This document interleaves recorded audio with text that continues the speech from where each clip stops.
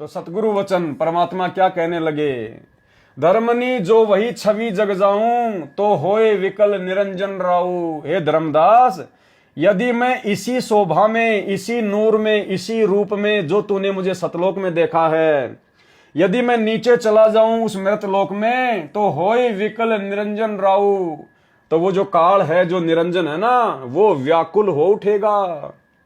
सब जीव तब मोही लोलावे, और सारे जीव मेरे शोभा को देखकर मेरे ऊपर आकर्षित हो जाएंगे। उजरे सो सब लोक ही आवे, और काल का लोक उजड़ जाएगा, सब मेरे साथ सतलोक में आ जाएंगे। ताते गुप्त राखो जग भाऊं, शब्द संदेश जीवन समझाऊं। इसलिए मैं वहां पर अपने आप को गुप्त रखता हूं, मैं अपने आप को छुपाता हूं, अपने आप को दास कहता हूं, परमात्मा का भेजा हुआ संत कहता हूं। ताते गुप्त राखो जग भाऊ, इसलिए मैं अपने आप को वहां पर छुपाता हूं, गुप्त रखता हूं, और शब्द संदेश जीवन समझाऊं, और ज्ञान देकर मैं जीव आत्माओं को समझाता हूं, अपनी पहचान करवाता हूं। शब्द परखई चीने माई कोई, जो मेरे शब्द को परख लेता है, जो मेरी बात को पकड़ लेता है, ज्ञान से जो मुझे समझ लेता है, गही प्रतीति घर पहुंचे सोई, वही आत्मा मेरे सतलोक में पहुंच पाती है।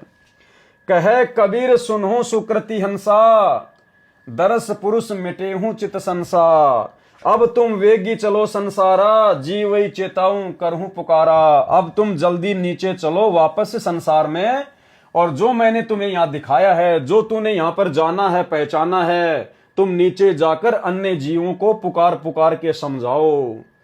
तब धर्मदास जी ने क्या कहा, धर्मदास वचन, हो साहब अब वहां न जाही, ये परमात्मा अब मैं वहां वापस नहीं जाऊंगा। ये सुख घर तजी कहां जुराई, ऐसा सुख छोड़कर मैं कैसे उस कूड़े करकट में वापस जाऊं। ओ साहब अब वहां न जाही, ये सुख घर तजी कहां जुराई। वही यमदेश अपर बल काला, नहीं जानो सो धुमती होई बेहाला। ये परमात्मा वो तो काल का लोक है, वहां तो हाल बेहाल हुआ पड़ा है। सतगुरु वचन परमात्मा ने क्या कहा, धर्मदास तो ही चिंता नाही, तुमरे संग हम सदा रहाई। हे धर्मदास, अब आपने मेरे से उपदेश ले लिया है, अब आपको चिंता करने की जरूरत नहीं है, मैं सदा आपके साथ में रहूंगा। यानी उपदेश लेने के बाद में सतगुरु सदा अपने भगत के साथ में रहता है, शब्द रूप में। जब भी आवश्यकता पड़ेगी परमात्मा स्वयं भी प्रकट हो जाएगा। और भाई और बहनों, एक छोटे से सत्संग में गुरुदेव भगवान ने क्या समझाया कि संत किसी आश्रम में नहीं रहता, संत किसी मंदिर में नहीं रहता, वो कैद होके नहीं रहता।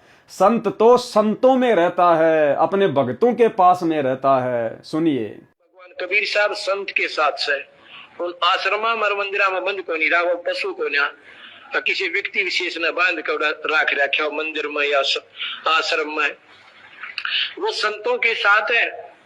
और ये भगवान ही ये काम कर सकता था, दुनिया के आपको सामने बताने लग रहा है। तो वही बात यहाँ परमात्मा कह रहे हैं कि धर्मदास तो चिंता नाही, तुमरे संग हम सदा रहाई। मैं सदा तेरे साथ में रहूंगा, मैं भगत के साथ में रहता हूं सदा। तुम देखो सत्य लोक प्रभाऊ, हंसन को संदेश सुनाऊं। अब तूने सतलोक देख लिया है, तुम मेरी महिमा से परिचित हो चुके हो, अब तुम वहां जाकर अन्य को संदेश सुनाना। धर्मदास वचन, धर्मदास जी क्या बोले, माने उस शब्द शीश पर राखा कि ठीक है परमात्मा, अब मैं आपकी आज्ञा की अवहेलना नहीं करूंगा। ले चलो अंश सुकृत तब भाषा, छिन एक में है जग हिन चले आए। एक क्षण में सतलोक से पृथ्वी लोक पर चलाए, एक क्षण में, छिन एक यानी एक क्षण में, पैठी देह धर्मनी अकुलाए। परेऊ चरण गई साहब केरा, करी विनती पद गई मुख हेरा। छंद, धन्य साहिब सतगुरु तुम, सत्य पुरुष अनादि हो। तुम अमित लीला को लखे प्रभु, सकल लोक के तुम आदि हो। त्रिदेव मुनि सनकादिक नारद, कोई न लखी तुम पावही। हे परमात्मा, आपकी महिमा को तीनों देवता सनकादिक वगैरह नारद वगैरह कोई नहीं जान सकता। ते ही हंस भाग सराइये, जो नाम तुम लो लावी। उस हंस को अपने भाग्य को सराहना चाहिए जिसको आप जैसे सतगुरु का पूर्ण नाम मिल जाता है, मंत्र मिल जाता है। भावार्थ क्या है इसका, ये फोटोकॉपी कबीर सागर के अध्याय ज्ञान प्रकाश के पेज नंबर 59 की है। धर्मदास जी ने कहा कि कबीर तथा सत्य पुरुष एक ही है। क्या कहा धर्मदास जी ने? सब कुछ जब देख लिया सतलोक में तो क्या कहा धर्मदास जी ने? कहा कि कबीर तथा सत्य पुरुष एक ही है। सतगुरु रामपाल जी तथा कबीर पुरुष एक ही है। यही सत्य पुरुष जगत में दास कबीर दास कहलाता है। जैसे वर्तमान में वही कबीर परमात्मा इस जगत में रामपाल दास अपने आप को बोलते हैं। धर्मदास जी ने दौड़कर परमेश्वर जी के चरण पकड़कर कहा कि हे प्रभु, अब आपका यथार्थ परिचय मिला है कि अब मुझे आपकी सही सही जानकारी हो चुकी है। आप दो नहीं, आप तीन नहीं, आप तो एक ही हो, खुद ही। आप स्वयं ही परमेश्वर हैं। हे परमेश्वर, आपने अपनी ये छवि वहां पृथ्वी पर किस लिए छुपा रखी है? हे परमात्मा, आप एक जिंदा महात्मा के रूप में, एक साधारण से साधु संत महात्मा के रूप में धरती पर लीला कर रहे हो। आपने अपनी ये सतलोक वाली छवि वहां पर क्यों छुपा रखी है? वहां पर प्रकट क्यों नहीं की? परमेश्वर कबीर जी ने उत्तर दिया।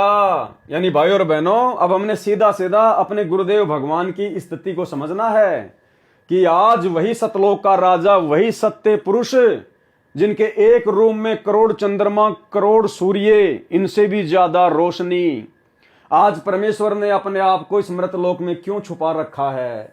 एक आम व्यक्ति की तरह, एक साधु की तरह परमात्मा क्यों इस प्रकार से लीला कर रहे हैं? तो क्या कारण बताया? परमेश्वर कबीर जी ने उत्तर दिया कि मेरी शोभा नीचे देखकर काल निरंजन मुझे पहचान कर व्याकुल हो जाएगा, कि काल के होश उड़ जाएंगे। वो इतना डरता है मेरे से, उसका कलेजा फट जाएगा। और एक छोटे से सत्संग के माध्यम से गुरुदेव ने क्या बताया कि परमात्मा अपने आप को क्यों छुपाता है। अगर इस काल को पता चल जाए कि ये वही परमात्मा है जिसने मुझे सतलोक से यहां निकाला है, तो इसका कलेजा फट जाए। कलेजा सुनिए, इस काल के न्यूना जचरी के कब परमात्मा भी आते हैं यहाँ पे, यो पहचान ना पाता उसको। तो अगर इसने नो पता लग जा भगवान आ रहे हैं, तो इसका कलेजा फट जा, हार्ट अटैक हो जा। इसलिए परमात्मा एक सिंपल रूप में ऐसे रहते हैं, किसी का भी ना जसदेव भगवान होंगे, इस रूप में वो प्रभु आ जाते हैं। परमेश्वर कबीर जी ने उत्तर दिया कि मेरी शोभा नीचे देखकर काल निरंजन मुझे पहचान कर व्याकुल हो जाएगा। सभी प्राणी मेरे पीछे पड़ जाएंगे। मैंने काल से वचन लिया है कि मैं अपना ज्ञान देकर सत्य भक्ति का धनी बनाकर जीवों को सतलोक में ले आऊंगा।